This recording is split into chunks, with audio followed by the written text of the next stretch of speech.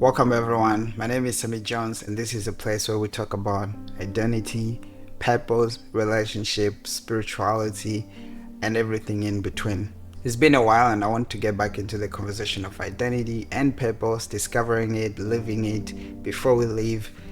But before that, I thought we should cover a fundamental subject on which all of these things kind of lean on, which is the question of truth. I've been wanting to have this conversation for the longest time. This is probably a conversation you've never had before, and if you allow yourself to think with me, it may change the way you see the world.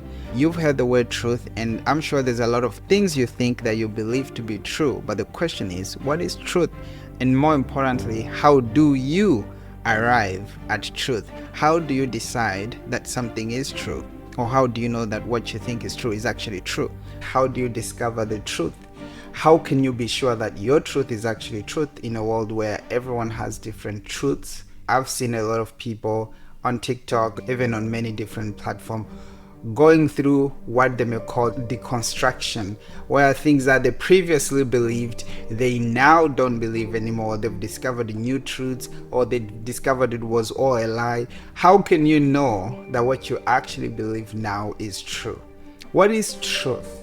How do you know that you know the truth? Now, if you ask the question, what is truth? Truth is really something that conforms to reality or fact, which fact is just a verifiable reality. It can be reality about something or how something actually is. As long as it can be verified somehow, then it's a fact. Is there a recording? Who said it? Who was there? Did anyone experiment? Either there's paper trail, there's video, there's evidence, witnesses, experiments that were done, whatever the case, you get it. Reality, on the other hand, is actually everything that is, the way things actually are, the condition in which things are, that which is. This can be living, non-living, metaphysical, physical, spiritual, non-spiritual. Whatever actually is the reality. That reality may not be seen or be perceived by you, but it does not mean it does not exist. And you understand by that definition that reality is bigger than I personally can perceive, nor can a group of people perceive, and probably bigger than we can all agree on to have perceived. Which brings me to a concept of perceived reality, which is really how you personally have perceived things to be. Now, an example, you have a 10-foot tree. It's that tall, but what if you could only see 5 feet part of it? If a person asks you about the tree, you will talk about a 5-foot tree because you've never seen a 10-foot tree in actual reality, because of the limitation of your perception, which in this case we may say eyes, whatever the case. The idea is, while reality is everything that is the condition in which things actually are, that which is, you may not always perceive it accurately, correctly, to the extent to which it actually is. Which means me and you are always subjective, or at least limited in the way we can perceive reality. And this is a concept of perceived reality, which is your reality, which you can see, which now can even stem into how you interpret that reality. This is where you have to separate reality from perceived reality, which is what's happening in your mind and what actually is happening. We have to separate truth in the way things actually are from the way we perceive it. This is one of the biggest weaknesses that human beings have. It's a beautiful thing because it makes us all unique, but it's a weakness as far as seeing truth in an objective way is concerned. All human beings are subjective. You are subjective. How you see the world, how you see everything is dependent on how you grow up, your experiences with those things or with things that look like those things. If I see a person wearing a certain type of cloth, my last interaction with that kind of cloth may affect how I see this new person. Hence, you'll see people who say, oh no, don't talk to people like that. The last guy I talked to who was like that was like XYZ. He did this to me. This is being subjective because you are not objectively looking at this new person. You are judging the person based on the interaction you had with the last person. And this is what being subjective means, that you are not going to always see reality in the way it presents itself, but in the way you actually are, the way you actually see the world, which stems from your experiences, how you grow up, and all the different things that combine to make who you are. Understanding this is very important because it's what will make us humble in the way we approach truth, and especially in the way we approach things that may be different from what we heard before. Because some people are actually settled thinking that all they know is what there is, but there's so many things that you don't know. There are things that you actually saw, you experienced, but how you interpreted was wrong because you were being biased and being subjective. Let's shift a little bit to a religious angle. You believe there is a God or many gods, whatever the case. Someone created the world, or somehow we evolved, whatever you believe. Now, my question to you is, how do you know for sure that things are actually that way? And if it has come to a point where this being, this person, this personality, this God has communicated with us, he has given us a holy book or sacred writings, whatever it's called, and he's telling us what is, or he's giving us an idea of what the world is, explaining it, or telling us how we should live our life, and this is actually what consists truth. How do you know that things are actually the way they are? Hold that thought. My question comes back. How do you know that things are actually the way you think they are? Now, truth is actually that fact of conforming to fact or reality. This is where it gets a little bit complex, because now you understand that so much that actually is may not be perceived the way it actually is. Now, with this, I want to get into a concept of theories of truth. The idea is different people have a way they approach truth, or the way they understand truth, or the way they determine that something is true. When we come into the world, one of our deepest needs is to know what is true, is to know how things actually are. It affects how we make decisions. It affects our sense of stability, because we know we can do certain things and they can produce certain results, and things can work in a certain way. That is when you know how the world works. It gives you sanity. Imagine if you didn't know how things are working, you didn't know what kind of results will come. There's a level of uncertainty that can be unsettling. We want to know the truth. Psychologically, it is a need we have. Even spiritually, we have to be accurate. We have to know that this is actually what is. But now the problem with that is, because we have that need, we are actually prone to embracing anything that seems a little bit coherent as the whole truth, because we need to have a system of belief. We need to have a way of seeing the world. We need to have a framework in which we understand everything around us. So we will grab whichever the closest framework is, without verifying truly if it is. Most of us don't even question how we arrive at the truth that we do. Chances are you are a religious person. You may be part of one religion or another. Or if you're a Christian, you may be part of one denomination or another. The truth is, you may know what you believe to an extent. You know, like, oh, I believe in X, Y, Z. But if I started to question you and ask you, why do you believe in these things? You are most likely going to repeat things that you've heard people say. You may not have personally done a study. You may not have personally actually went into a journey of discovering how come I believe these things, especially versus those things. Because the truth is, you come into a world where there's like 10 major religions, right? Then when you get into Christianity, there's so many subsects. That's the same thing with Islam. Even in different other religions, it's like there are so many different ways of approaching that same religion. So let's look at religion and the theories that we interact with as just a way of explaining life, a way of explaining the world, a way of living, a way of operating. Why would you choose this way of operating versus that way of operating? Sometimes you may actually think it's all about what's practical for me, but some people are actually living or believing things that do not produce results for them, but they still do believe those things. Even when it's not working, even when they have no results to prove it, they still believe those things. And as I have this conversation with you, I want you to think with me and actually realize that belief system is actually more deeper. It's leaning on things that we don't think it does. And so there's a level at which one must come to actually understand and tell themselves truth. So let's get into theories of truth. These are ideas, ways in which we actually come to what we think is true, or how we verify that something is true to an extent. The first theory of truth is correspondence theory. Correspondence theory, in simple ways, says truth is what conforms with reality or facts. And like we said, reality is all that which is, everything that exists. The physical, what you can see, what you cannot see, what you know, what you don't know, what is up there in the sky where nobody has been, or what has actually been discovered, that's reality. The idea is whatever is being said has to correspond to a verifiable fact. Whatever you say, whatever you believe, whatever you are preaching has to correspond to a fact I can verify, or a reality I can perceive. Do you understand? So really, it's subject again to my ability or my understanding of how accurately something can be verifiable, or my perception, which is really my senses and how I can perceive reality or understand it. If you told me something, it's only true so long as I can verify it. It's only true so long as I can see it, so long as I can interact with it to some extent and be able to say, like, you know what, the thing you said is actually part of reality. What you said earlier is actually true.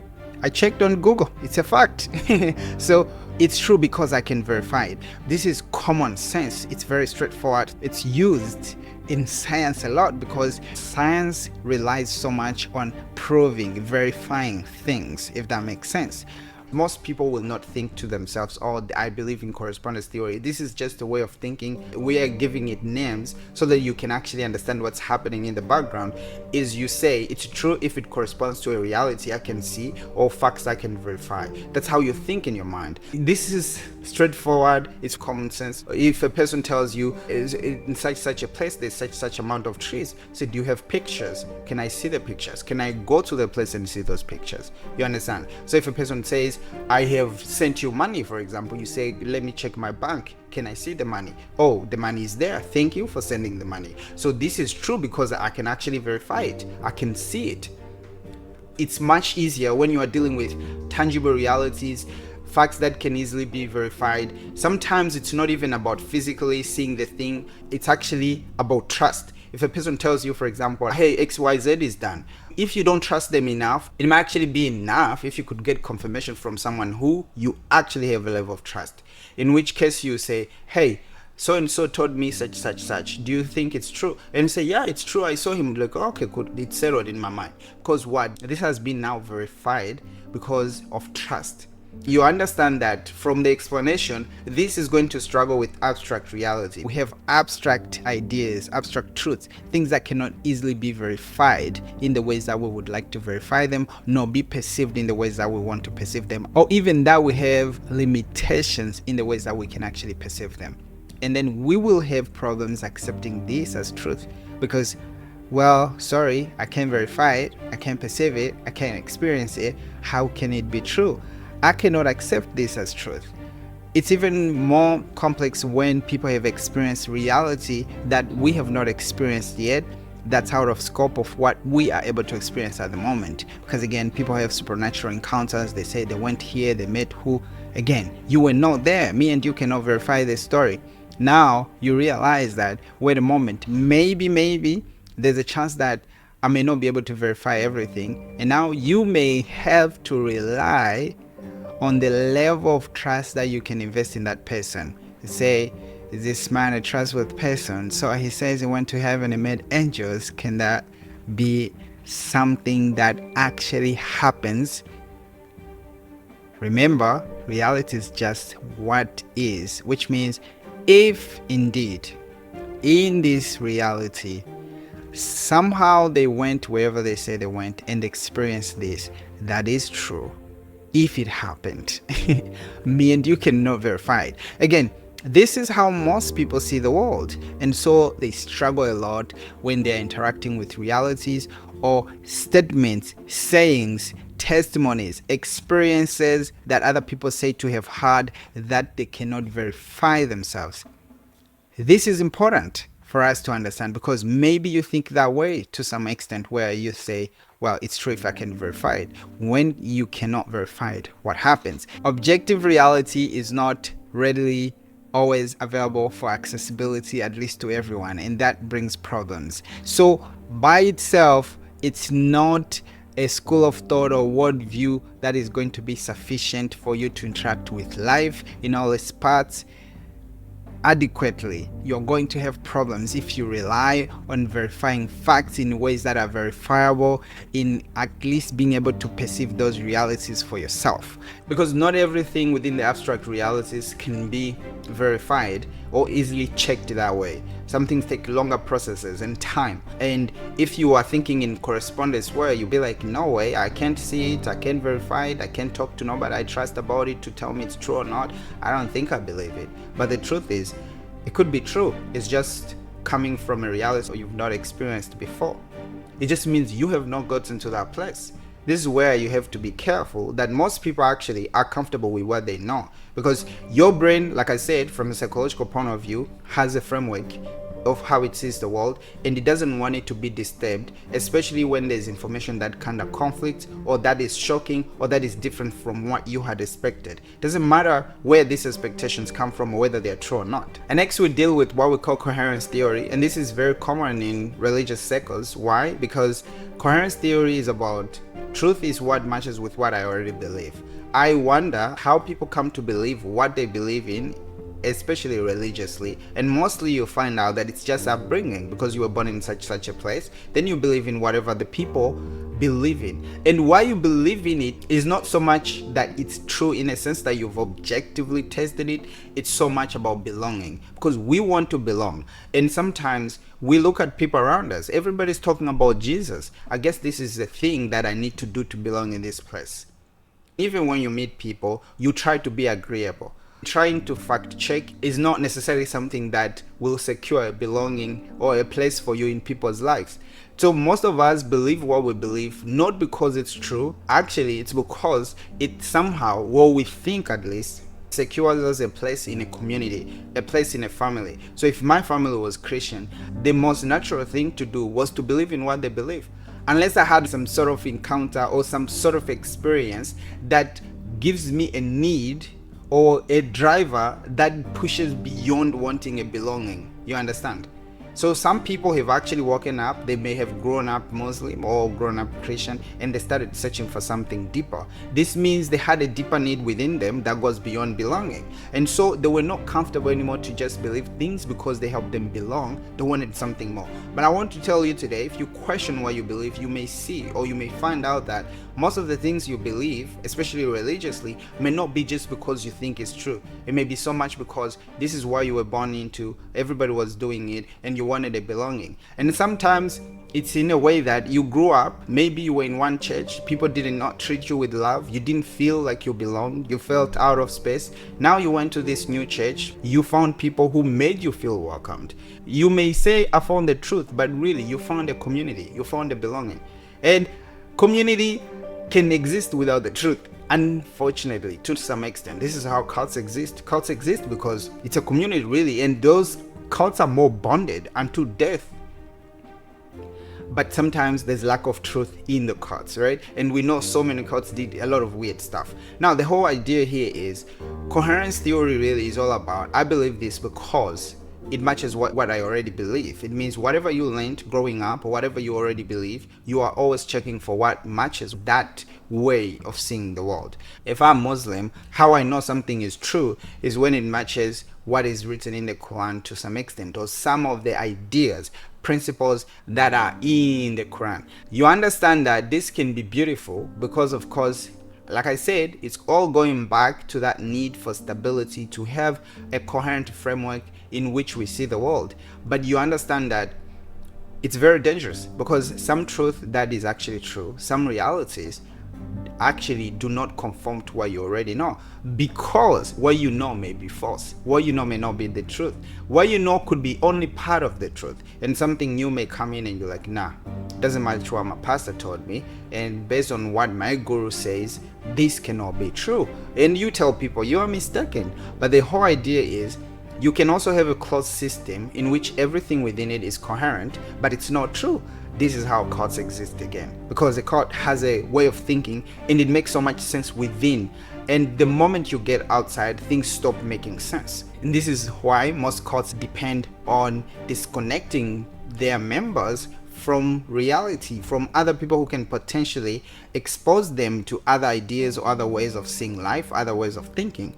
And this is where you need to be very careful. Why do you believe what you believe? Is it because it conforms, it aligns with what you already believe reality and truth to be? What I'm trying to encourage is thinking. Actually think, question things, ask questions, and be okay with the fact that what you know today may not actually be, number one, the truth, or it may not be the whole truth, or it may be a distorted truth.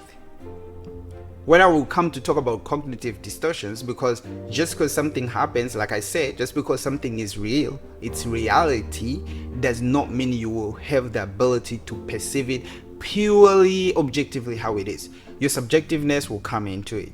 And sometimes beautiful things are portrayed in our minds as negative based on our stories that we are telling ourselves. So most religious people are here. They already decided what they believe. They're going in the world looking for things that matches what they already believe. And so many times they'll have conflicts because they may experience other ways of seeing life, other ways of doing things that may seem pragmatic enough to produce results, but then it does not match or conform to their version of how they see it. And so it causes internal conflict. This is where people now feel a need to either leave, because you have to leave one. For example, I'm Amish. I grew up in a world where they say disconnect yourself from all these things and technology and whatnot. This is an idea. This is a way of seeing life. What if I came into a town and I saw how it was actually important and impactful to be in this world? As much as technology can be negative, it can be used in many ways to impact people. If I find out that, I'm now in a conflict. Either I have to keep to what Amish believe because I'm Amish, or I have to disconnect myself with Amish so I can live in this new reality without an internal conflict. Merging them in a healthy way is usually hard for most people. This is why most people leave one religion to another, and most people will leave one way of thinking to another, because sometimes it's just hard to merge the two, especially when you are seeing something that may be important for you at that moment in the newer belief system. Like, oh, I'm getting this that I could not get with the previous belief system. And it's very, very important today to be honest with yourself and ask yourself the question, what is truth? But more importantly, how do I know it's actually truth? How do I verify truth to be truth? Now we go on to talk about pragmatic theory. And pragmatic theory is truth is what works for me. That's really what it is. And you understand from the beginning, this is narrow-minded because it's concerned with what is working, but specifically for you. If it works for me specifically, you get. So truth is what works or what proves useful, you understand, in practice. Now it's very practical, it's flexible, it encourages testing and seeing results. You're like, okay, does this work? Oh, it works, good. Can I see, will this work for me or works for me? So if somebody tells you, you know, man, you could lose like 50 pounds if you do XYZ, you're like, I don't know, man, give me time, let me try it out. And if you do it, it works for you, man, it's actually true. The whole point is, if it works for me, then it is true. But then you understand the problem is not everything that may prove useful, at least in the moment, is actually true. For example, some comforting beliefs are not actually true, but they may be useful to an extent because they are comforting you in that moment. Or some may argue that's not true comfort because it's going to be momentary and until you find out the actual truth. But well, what if you never find out the actual truth? It worked. It's the whole concept of ignorance is bliss, right? But the idea is you understand the limitations. Not every truth or not every part of reality is necessarily directly useful to you. At least you may not perceive it to be so. For example, we know about galaxies like Jupiter. I don't know, if someone asks you what is Jupiter doing for you, what will you say? You have not even seen it. Do you believe it to be something that is actually part of our reality? Maybe you do. The question is why. The idea is truth may not always work for you, because it may not always be for you, or at least work for you in that moment, or at least work for you in that season.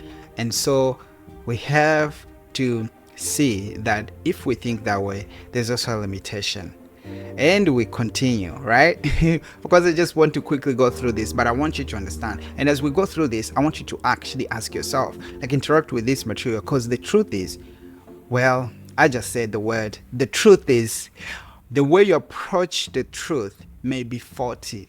I just said it. That was kind of the point I'm driving at. Personally, when I started going through this, I was so surprised. I was like, there are so many things I think to be true, but the way I'm arriving at how they are true is actually not very smart if you think about it from a logical perspective, just an intellectual logical perspective if you want.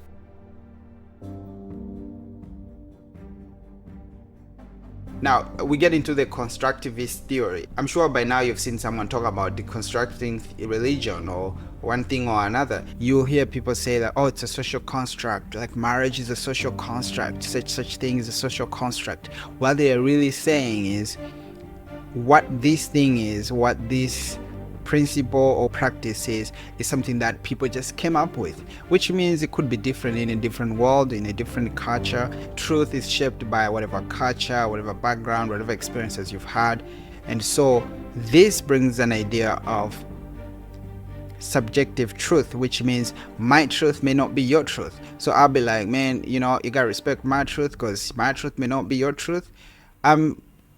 Different person, have different experiences, so relax. You cannot tell me that there's objective truth as much when I believe in this way of seeing the world. And you see so many people, and we're having so many issues today because there's so many people who believe things to be one way, and others, I'm saying, like, objectively you cannot say things are that way. But who are you to tell me objectively? What is objectively anyway? I decide what's objective. You understand the problem? So you cannot tell me that I'm being subjective. Matter of fact, you are the one who's being subjective, because according to me, this is the objective reality. You understand? So we have a problem when we see the world this way. The strength is, this way of seeing the world actually just acknowledges the role of culture, the experiences we have, into the way we see and interact with the truth. The truth is, like I said, we are subjective human beings, and why we are subjective is because of our cultures, our upbringing, where we grew up, the experiences we had, etc, etc.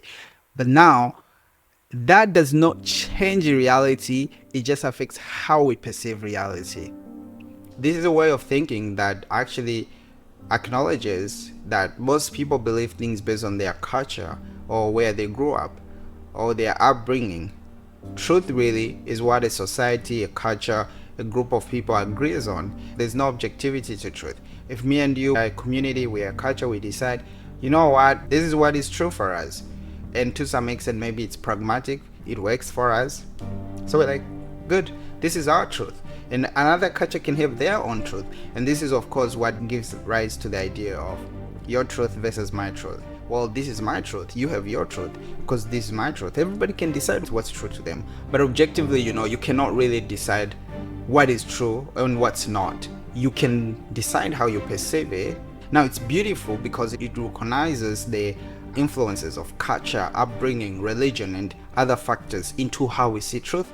But this is not all that truth is. Truth is not something that you and me can decide. When you were born, reality was already here and things were already in motion. You did not come to decide what's true for you. I mean, we are creative, we are creators, we can create our spaces, and sometimes to see them in a way that really works for us. But the truth is, reality is, irrespective of what you believe. And so our goal should be to see reality in the way it is, and to at least be subjective in an objective way, where we objectively know we are subjective, and we can recognize our biases when we are interacting with different people. What do I actually think about X, Y, Z? If a Muslim was trying to tell me something, I already have things I believe about Muslims. Those things may be true or not. They're just based on what I heard maybe. I've never maybe truly interacted with a Muslim. So if they start telling me things, I will have already put them in a category. I'll say, I know you. I know how you think. I know what you are. How do you know? My dad told me, or my uncle, whoever. Truth is not relative, and so we have to be careful. Now, for example, some people have had bad experiences with certain type of food. Maybe it wasn't even the food, it was something else that was going on. Well, last time I ate beans, you don't know what happened to me. I'll never eat beans, I'll just stick to everything else. The question is, are beans really that bad for them? In actual reality, no, but because of the experience they've had, they've built a way of seeing things around it, and now they make decisions based on that experience. If we fall into the idea of relativism or relative truth, it sounds beautiful when it serves us, when it's being pragmatic, but then it's going to cause a lot of problems when the need for objectively seeing reality comes about, or at least let me say, when the need for a shared way of seeing truth comes about. You understand? Because if I have my truth, you have your truth, she has her truth, everybody has their truth. Matter of fact, you cannot tell me what is true for me because I know what is true for me.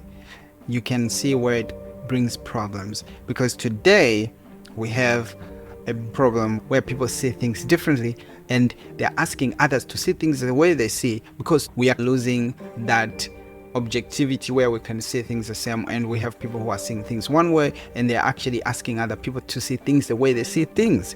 And you understand that this relative way of seeing things is beautiful if you live in your own world, but once relationships become a thing, it becomes a problem, because to have relationships you need to have some level of common ground where you can have conversations, at least where you can say this is this. You may have different understandings, and this is really expected because we are unique, but if you have no way of objectively reaching a common ground, how can you form or have a relationship that's going to be healthy? Because I have my truth. You could say one thing is this, I say it's one other thing. You say this, I say this, because it's my truth. You keep your truth, I keep my truth. This will make relationships harder. More problems will arise with this, but again, this is how some people see truth. And if you've come so far, you realize that it's not always one thing. Sometimes it's one thing here and then another thing here. Sometimes you are more into coherence way of seeing things, where you say truth is what matches what I already know or what I believe. So some people have said, I believe this about myself. If anybody says anything different or something contrary to what I already believe about myself, that person is a hater. It's like, you are a liar. You cannot be true because what you say doesn't match what I know about myself. It's complex. Different times you're probably into pragmatic. It's like, if it's true, if it works for me. The truth is, reality is big than you, and so you cannot interact with the whole reality. You pick and choose here and there based on what you are interacting with and what is relevant in your world. But now we continue. We go to the popular or notorious or the controversial scientific perspective. So you need to learn about science. Stokely, you need to learn about science. When I was learning about science is about being curious and asking ourselves questions about our reality, or the observable reality at least, where we ask ourselves, how does this thing work? Why does it work this way? Can it work this way if we do X, Y, Z? And all of this is in the effort to learn, to better our world. And you understand that, generally speaking, this way of thinking, this way of interacting with the world has produced so many inventions, so many things that have made our life different and better and help us progress and do things in a newer way. But then the question is, what is the scientific way of seeing the world, where we believe something is true scientifically? First of all, in science, there's no absolute truth. Why? Because truth in science is provisional, which means it's true until proved wrong. So I'm right until you prove me wrong. Well, based on this experiment, we have arrived at such conclusions until another experiment happens and gives us different conclusions. We can see that certain things in science work. In terms of pragmatically, they do whatever the job that they are doing. But sometimes there's a lot of unknowns that comes with that. When you look at a lot of medicines, especially when they are newer medicines, they will tell you things like, we don't know their effects on such. It just means we have not done experiments for that part. Even if we did, how comprehensive can it be? Like, certain things were tested on certain people from a certain place. How can it work the same for certain people from another place, right? Because sometimes there are things that make them different. Scientifically speaking, truth is provisional and based on repeatable evidence, and is always able to be falsified or proved wrong. That's one of the beautiful thing about scientific way of seeing things, because it's always open to a different way of seeing things. If there's new observation, right? If there's a different way of approaching or reaching the same results, then the conclusions we made about such a thing based on the experiments we did can no longer be true or comprehensively true or wholesomely true or all-encompassing, whatever the case. So in other words, every truth or whatever is believed to be truth in science can always be proved wrong if someone comes with new evidences, new experiments, whatever the case. Matter of fact, we know so many things we believed scientifically were kind of work in progress, and some of them were harmful, and later beliefs came about, and we did change ways of seeing things and doing things. But you have now to understand that science is not absolute in terms of what is true and what's not true. And most people will think basically science versus religion, as if science is this solid logical thing. The truth is, it's not always. I can come up with a hypothesis based on my own biases, and my goal is to prove it. I will do an experiment, and even how I do experiments, it can be peer reviewed, meaning other people will take a look at it, but that does not altogether eliminate subjectivity within science, if that makes sense. The good thing about science is that it's questioning, it's studies, right? It's having a curious mind where you're like, wait a moment, how are trees growing? How come trees are coming to a place where they produce fruits and these things happen? I wonder what are the processes behind. How can we find out?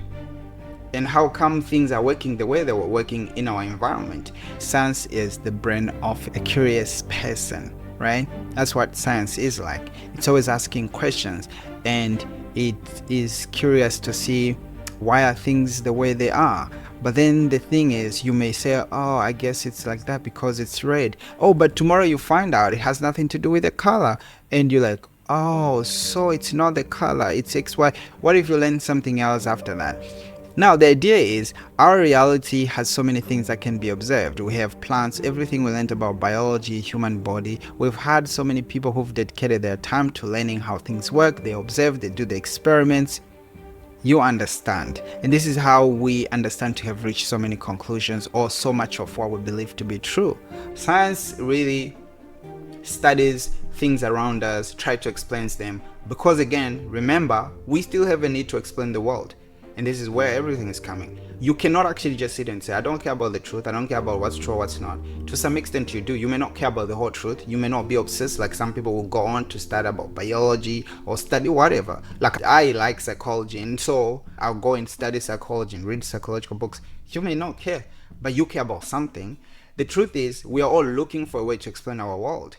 We're looking for a way to make sense of things. This is what the pursuit of truth is. And then in our pursuit, we have to find a way. We have to find a framework to interact or deal with truth. How do we decide that things are true? Science is mostly based on observable reality. You can observe things and you can see how things are working.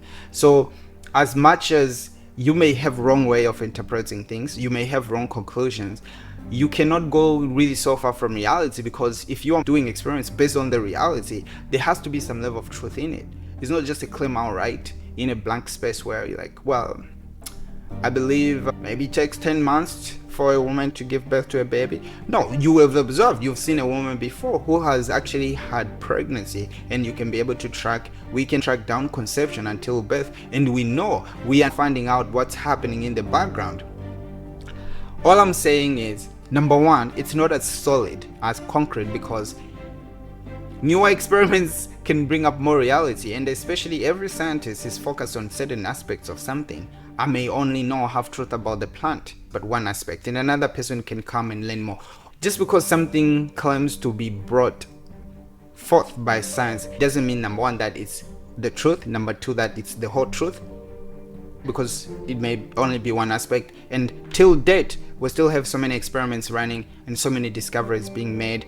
And we know also that some of those beliefs, some of those new discoveries and whatever the claims they make are not always entirely true. Nor is it altogether objective. Which means Just because science says it, it doesn't mean it actually aligns with reality and facts in the way that reality and facts actually are. And this is what you have to be careful about. Science, while it can help us arrive at so much and is pragmatic because it helps us actually, because there's so much inventions that has come from this way of thinking. People who are scientists have contributed so much to the world. The problem is science cannot deal with things that cannot be put into test tube, be experimented on, or be verified, or things that cannot be proved wrong by doing some sort of experiment, if that makes sense. And this is a problem. So when we talk about metaphysical, moral truths, things that are subjective in nature or could be subjective in nature, science is like, I'm not in the room, like, you guys go ahead, because it cannot deal with those kind of reality, or that part of reality, if you like. But the problem is, it's still part of reality. Science is only dealing within the realm of 5 senses, where you can see, touch, smell, and all of those things. Or we can even add another 6th sense, where we talk about what we can feel internally. We talk about emotions, talk about feelings, and we can talk about psychology to an extent, which some people may not consider humanities as real science. But the idea is, you understand that when it gets to things that are metaphysical, when we get to things that are spiritual, things can be felt otherwise, things that can be interacted with in a different way. We're going to struggle. For example, witchcraft. If you lived in Africa, you know witchcraft is real, like it happens. But then science is going to struggle with that. How do you explain? You cannot run experiments and see all those things. Now, this is why most people think of science versus religion, because religion seems to be concerned with the realities in which science cannot do experiments, run and test, and be able to verify some of those claims or some of those things that are said to be true within a religious context. So I want to ask you a question again. How do you arrive at truth in the things you believe to be true today? Why do you believe them to be true? What were your ways of reaching that conclusion? Why are you at that conclusion? Why are they true? Now we come to what will be the last part for now, which brings me back to the religious conversation. If you're religious, you most likely believe truth is what you believe in religiously. I'll put this in 2 parts. Every religion believes something about truth. Most religions will primarily see the world based on whoever their God is, whatever their God taught them, right? Or whatever their higher power is, because not everybody has gods. For some people, it's just higher powers. I'm going to have another whole conversation that deals with religions and denominations, but the concept is truth is grounded in the nature and the word of whoever their God is, right? If I'm Muslim, I understand Allah and Muhammad as the prophet who was sent. And so my understanding of truth is surrounding the nature of whoever this Allah is, however he is, whatever he says. That's what determines what truth is. But you'll notice that most religious truth is more concerned really with the abstract reality, spirituality, morality. It's concerned with purpose. Why are we here? Explaining those existential questions. For Christians, for example, we can say what the Bible says is true. People will argue about this because, again, how much of it is the truth and how you interpret the truth. And we go further ahead to say Jesus is the truth. Now think about that statement and go back to what we say the definition of truth is. And we say truth is that which conforms to facts or reality. In fact, someone was saying truth is opposite of false, not true, intolerant of error. It has to be correct, exact. And you understand that if Jesus is truth, it means that Jesus encompasses all that we think to be fact in the whole reality. Religious truth is more grounding, and it fulfills that need that we have for stability more than all these other ways of seeing things, because you have someone who answers most of your existential questions. Because most of us spend most of our time asking ourselves, where am I coming from? You don't have to ask yourself that. The problem with religious view most of the time is that it's dogmatic, right? Which means it's the way it is. You can't question it. You can't add, remove anything. Most people who believe even in the Bible are dogmatic about it. It's just what it is. God is who he is. Don't question, don't say anything. Just agree and believe. You gotta use your faith. Some things cannot make sense logically, but you have to believe in God. But then I ask religious people, fine, maybe that's the way things are. How did you get to the point of believing that the Bible is true?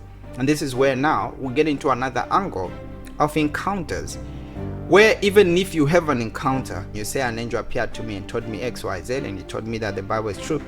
Most religions claim that. Muslims say Muhammad had a spiritual encounter. The Mormons say Joseph Smith had a spiritual encounter where an angel, some spiritual being, appeared to him and gave him certain instructions. I know many denominations too which have those kind of stories, right? And you start to think, wait a moment, how come we have all these spiritual beings or angels or gods, if you like, that are coming appearing to people, telling them to do different things that may be to an extent contradicting? Me going through all of this is for you to ask yourself a question: why do I believe what I believe? How did I actually decide that what I believe is true? How do I know it's true? Is it because I'm focused on the results? Is it because it's coherent with what I already believe? Have I verified, or do I always verify that it corresponds to reality? And how accurate is that verification? You understand? If you're religious, I want to say that there's no religious book that talks about everything in life. Even the Bible, I know that most people say Bible and the Bible alone. The Bible doesn't talk about biology to an extent that it does. It may talk about things in principle, but if you want to be a doctor, book you're going to read will not be the Bible. What if you want to be a lawyer? There's other sources of information that you have to consult. Like somebody said, the Bible is there to state its course. It may be complete in stating its course, but it's not complete in touching every part of life. Now, in principle, it may, but in detail, it may not.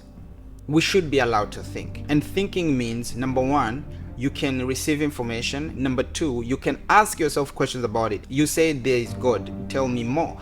How come this? How come that? This is how we make sense of reality. So when you are asking questions, you're trying to find out. You say, hey, so what happened? Where were you? Where was he? What happened? Every belief system, every way of approaching truth that does not encourage questions is a closed way of thinking. And I know that even within religions, or say within Christianity specifically, most people believe God doesn't like questions.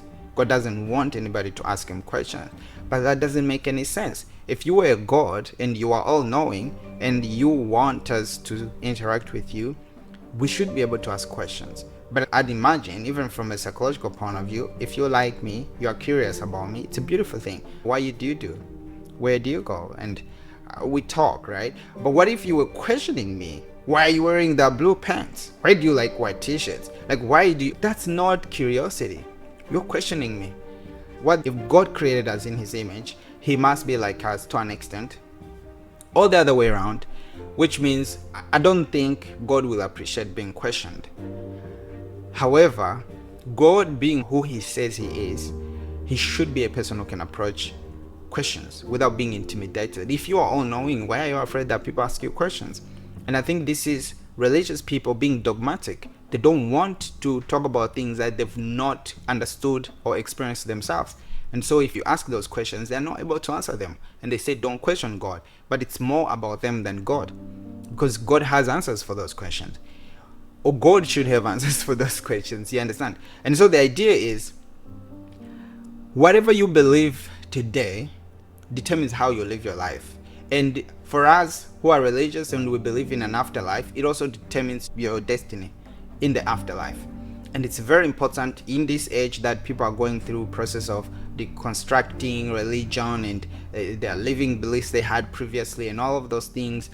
How do you actually confidently stand where you are standing and say, I believe in this, I'm a Baptist, or you say I'm Muslim, or I'm Hindu, or whatever you are, and say that this is the truth? How can you actually say that?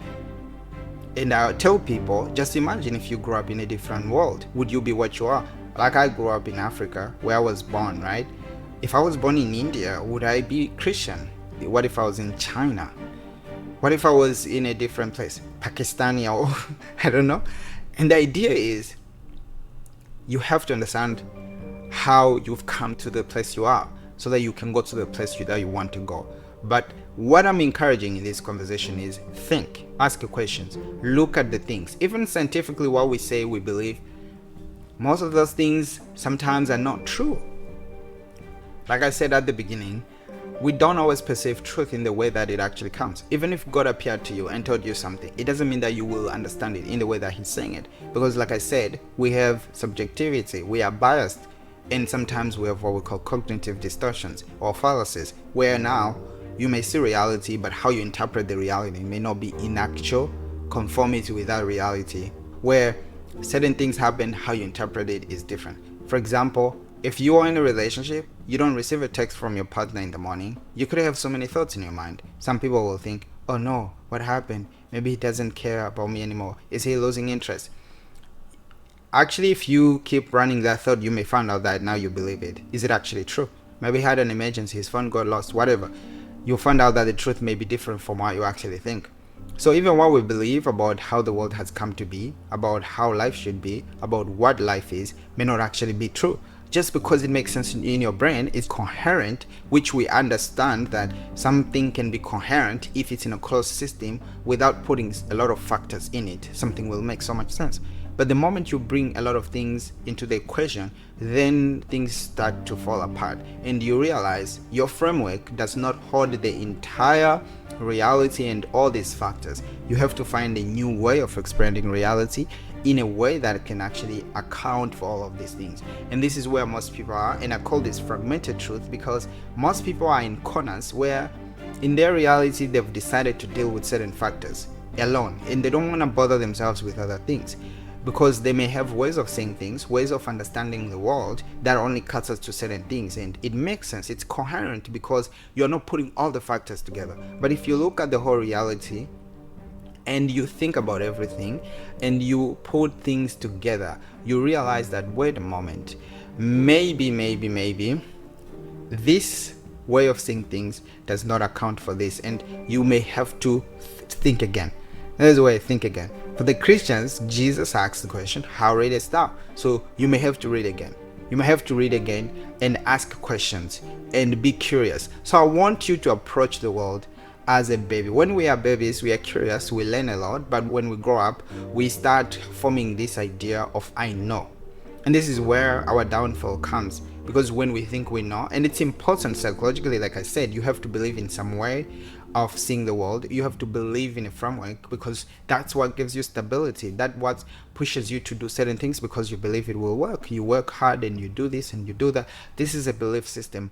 But sometimes that belief system may not be even in alignment with actual reality. And so many people we know live a life that is disconnected from what they want, because as much as they know that this is how things should work, it just doesn't work that way. So what's the missing thing?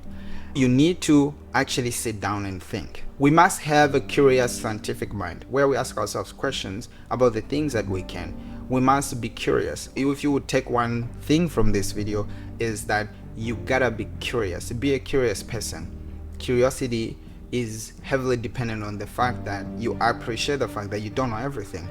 If you think you know enough or you know everything, then why be curious? Because you already know.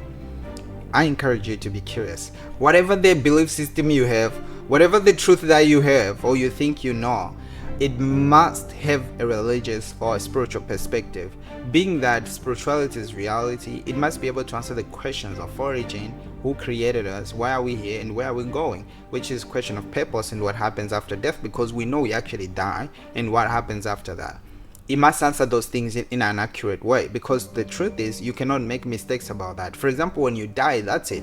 You cannot experiment with what happens after death, because once you die, whatever will happen after death is going to happen. You may not have chance to go and correct things. Whatever truth you have now, it must be based in the person who made everything. It must accurately conform with the truths about where we're coming, about our purposes, why we are living here, our identity, and where we are going what happens when we go where we go, or what will happen after death. As we'll be having more conversation, I think it's important to begin in that place where, number one, we can actually question what we think we know today and appreciate how much we don't know, and also appreciate the journey that has brought us here. And look at all these different religions, look at different ways of seeing things, different theories, different ideas, philosophies. You can't just be confident and satisfied that what you know is true. The question is, how did we arrive at that truth? We'll talk a bit more about this. Today I just wanted to talk about this and say, do you actually know what truth is, and how do you know that what you know is true? If you are religious, you believe in one religion, you may say this is the truth, but how is it actually the truth? Do you know for sure that is the truth? What proves to you that is the truth? And you have to start by acknowledging the things that influences that belief. You have to put the need of belonging behind when you want to actually find the truth. Because most of us are religious because of a belonging. As much as church is a place where we talk about ideas that should be the truth, church is also one of the biggest places that people find belonging, community. Religious circles is one big place that people find that need, and it's a huge, big driver.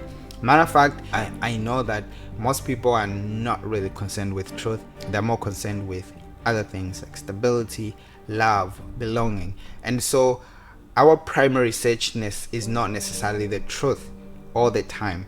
Why would you not be interested in the truth? Truth is not always the goal. Truth is not always what we are pursuing.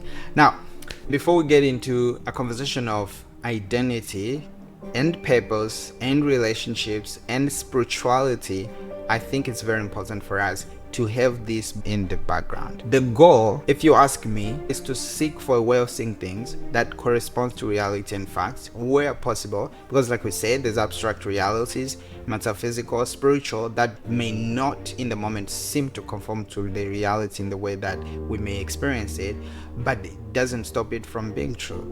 We need to understand our limitations when we are verifying facts, because we are only humans. We may only see one perspective at a given time.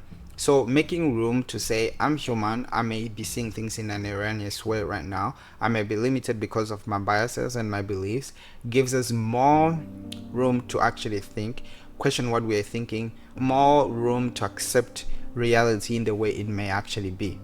So where possible, let's seek that kind of truth, but that truth must not stop there.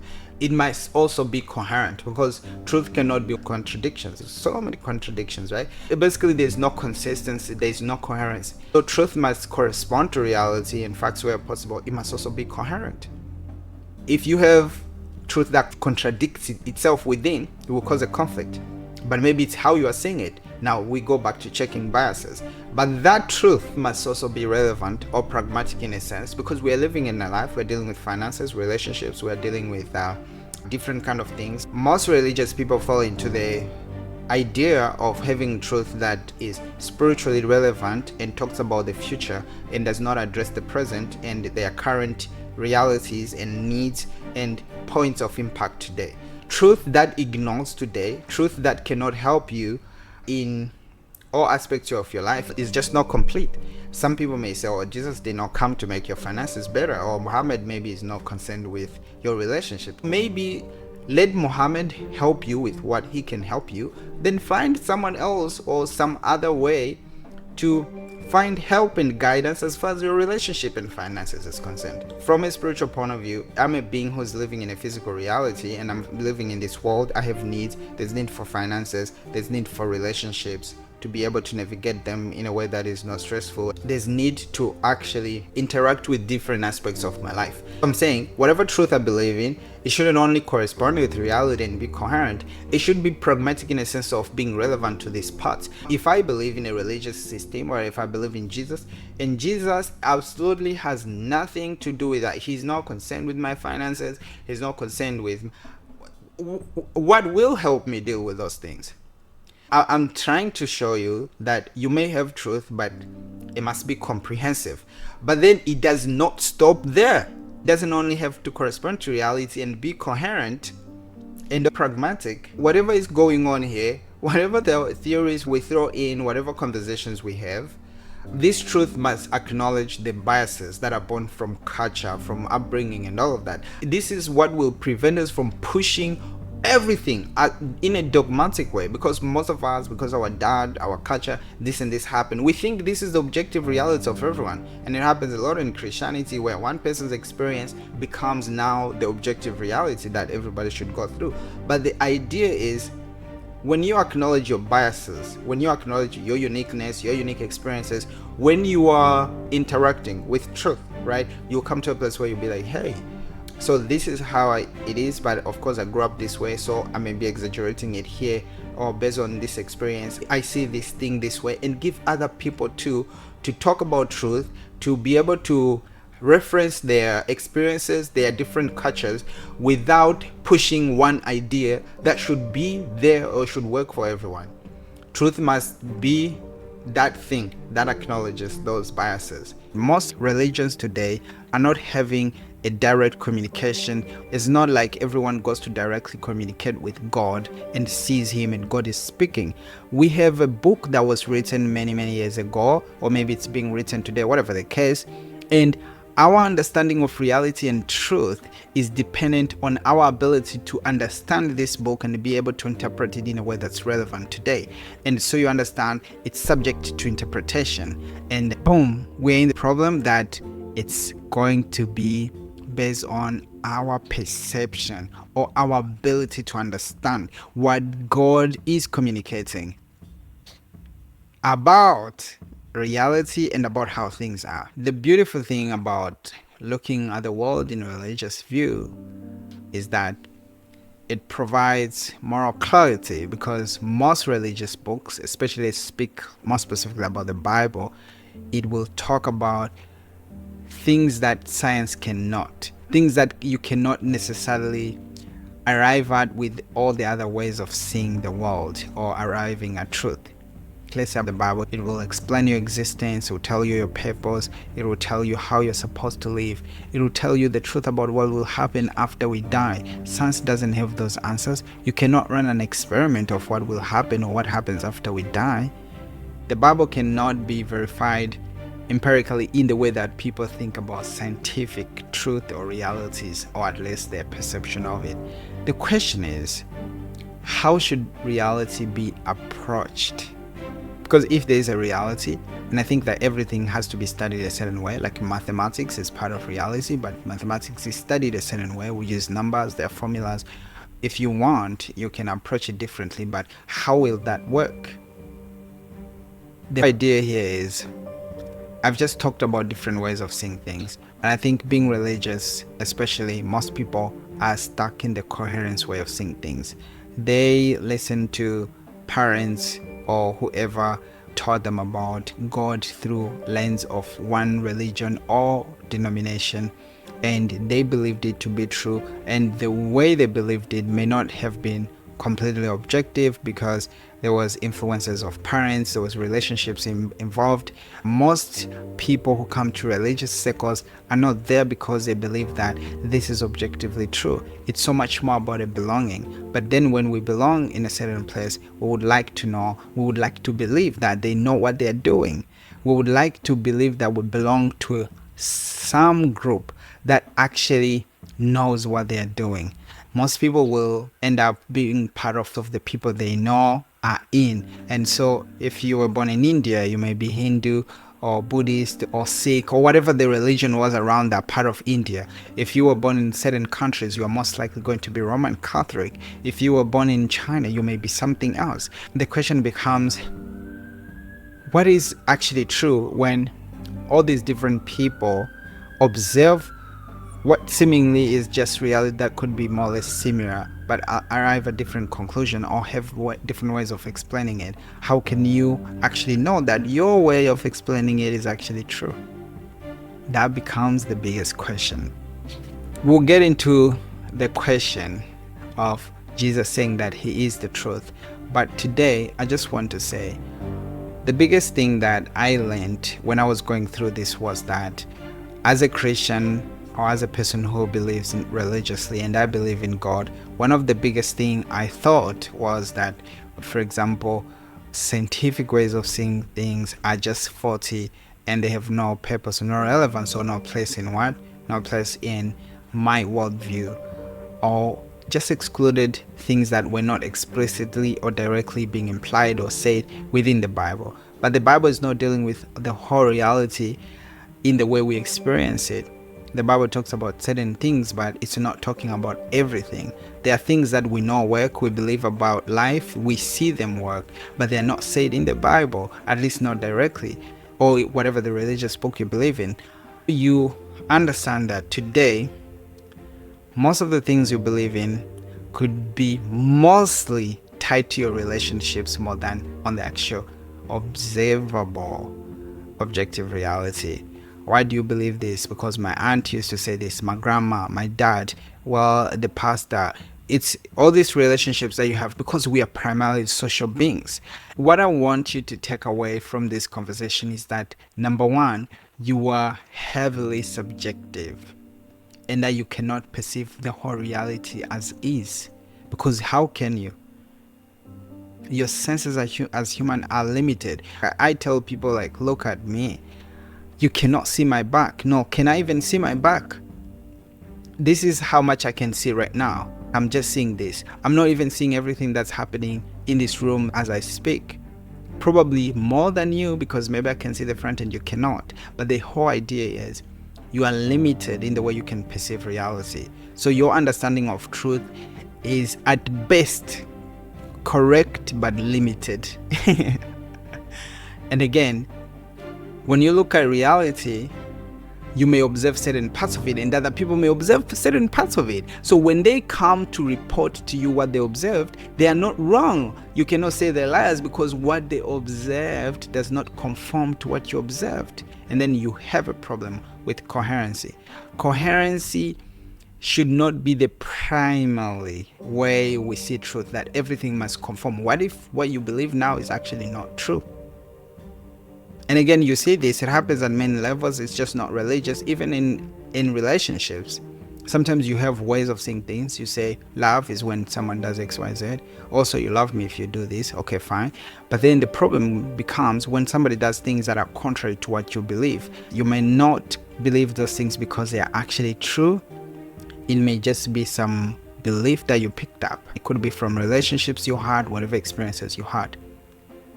So as a person who grew up religious, and I've been SDA for most of my time, I was asking myself questions, right? I was like, okay, would you guys say this, and then another church will say this, and then another religion, then the Muslims will say this, then the Buddhists, everybody has something that they're saying.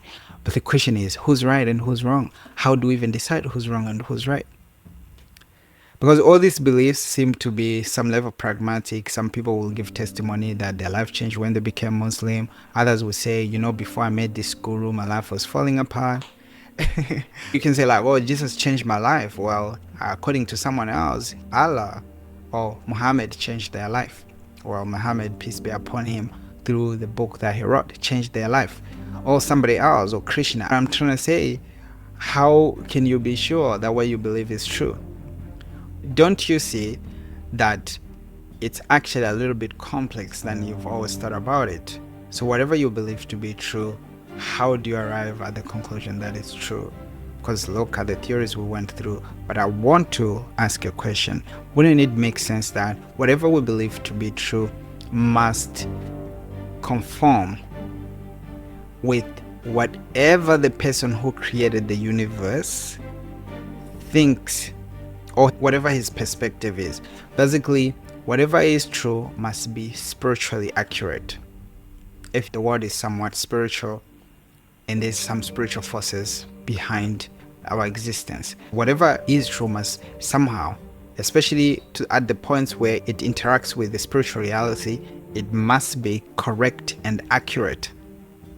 And then when it's observing reality, it must take on almost a scientific view, accept its limitations, right? It must be curious, it must observe, it must be open-minded, it must be willing to learn more, it must be willing to be corrected, because you're observing reality. Your observations may not be comprehensive or all-encompassing. because your observations today may be subject to whatever the season, whatever is going on today. Tomorrow, someone else will observe something else. If you are observing a tree throughout the seasons, in winter, it won't even have leaves. Now, if a person talks about a tree without leaves, if you experienced it during the fall, you'll be like, you're a liar. The tree had leaves. The idea is you have to understand the limitations of science, and you have to know that when you are interacting with the world from that angle, you are really a student.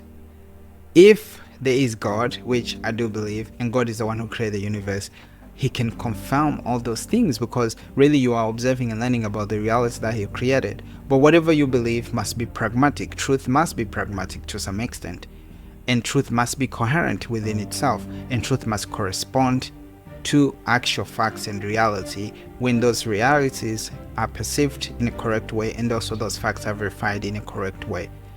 Truth must take account into the subjectiveness that we get from our cultures, the way we are brought up, and all of those things that we already talked about. So today, I'm not thinking truth is everything that my church said or everything that pastor says. And my understanding of truth in the Bible is not how I understand it now. Because again, I'm just a human being. I'm very subjective.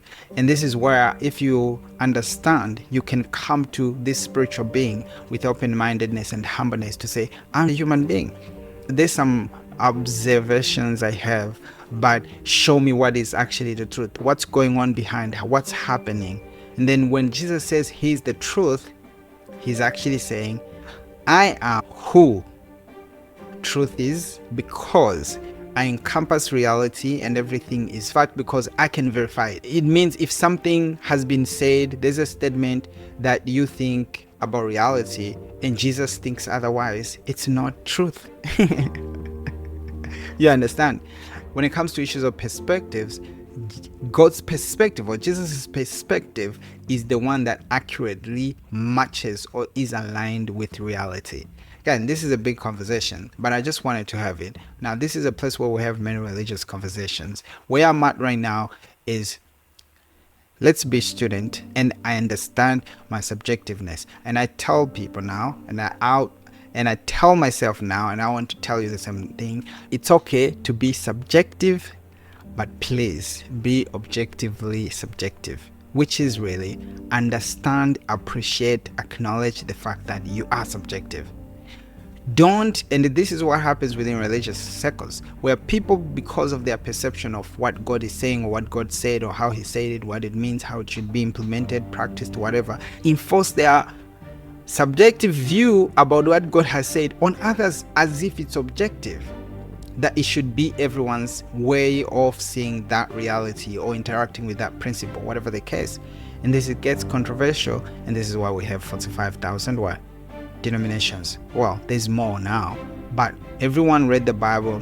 They had their own experiences. Some people had encounters. They met Jesus on one angle. They talked about one chapter here and there, and then they formed a church. And everybody has a different way of seeing things. And so practically, they will do things differently. In fact, their priorities or how things are arranged in universe is different. Some people think certain things are more important than others. The idea is, me and you are subjective.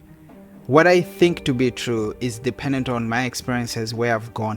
Not that truth is relative. Reality is always whatever it is, but my perception of it, how I've perceived realities. Psychologically, in relationships, people come, they say, women this. Some people say, men are this.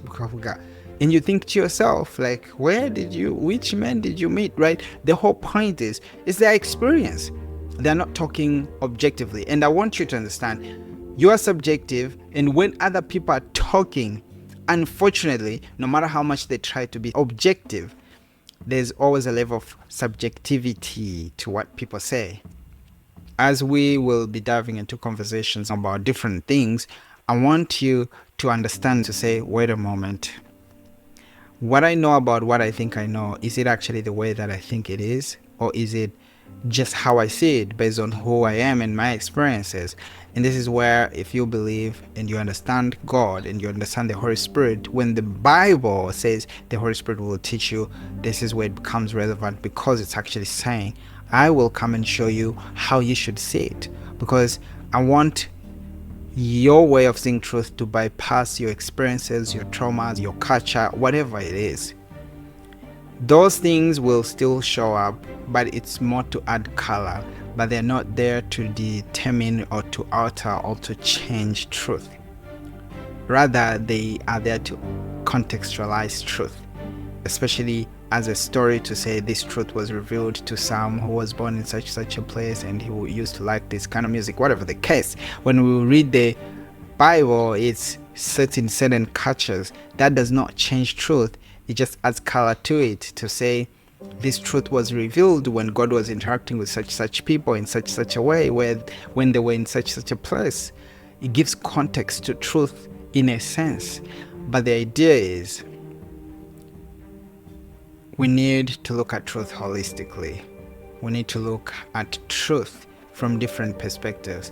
We need to be open to the fact that the way we think and what we know, or what we think we know, or what we think is actually true, may not actually be true. Because, again, like I said, most of us went searching for truth, but the problem is the places in which we search for truth are also coincidentally the places we feel the greatest sense of belonging. And so these two needs, the need for truth and the need for belonging, can become intertwined. And what do you think your brain is going to be inclined or lean towards more? Your need for belonging. Don't matter. That's why people join cults. Sometimes they know in their brain like, something fishy here, but they will feel the strongest sense of belonging. This is why people remain in toxic relationships, because they feel a sense of belonging even though they may know that some part of it is not right. So unfortunately, you are not interested in truth as you think you are. And you are not naturally going to invest as much effort to find out truth as much as you think, which is crazy concept, because we are more interested in belonging, in feeling loved, in being comfortable, in being alive, being happy, more than we are interested in truth. So again, as I close this conversation, what is truth to you? What do you think is truth? And how do I arrive at it? And I'm not spreading doubt. I just want to open up a conversation about actually using your brain and thinking, because most religious people think faith does not involve your brain. It's almost like faith is this thing you experience when your brain is turned off. If you say faith is evidence of things hoped for, evidence is tangible. Evidence is something that you can logically connect to some sort of occurrence, where you say such thing happened and there's like, where's the evidence? Then they say, well, there's such a video. What's so not logical about that? So if you say you have faith, it has to be something that is the most logical, where now faith is synonymous with everything that involves no thinking, no reasoning. You just do. There's logic to faith. And at least in the way the Bible explains it, because the moment you put the word evidence there, somehow there has to be some level of connection that you can make. My name is Samie Johnz. The question for today: how do you arrive at truth, and what is truth? It's been nice chatting. I hope you find value in this. If you did, subscribe, share, ask questions. Otherwise, I'll see you in the next video. Thank you.